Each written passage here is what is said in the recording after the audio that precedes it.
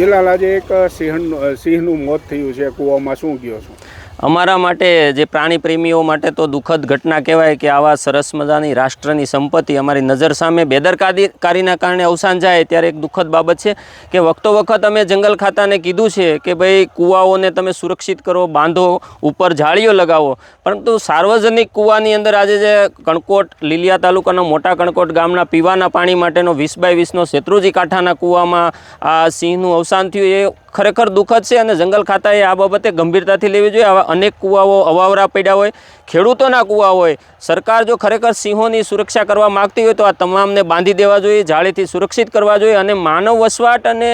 સિંહો વચ્ચે વખતો વખત ઘર્ષણ થાય છે તો એના માટે મશાણ આપવા જોઈએ અને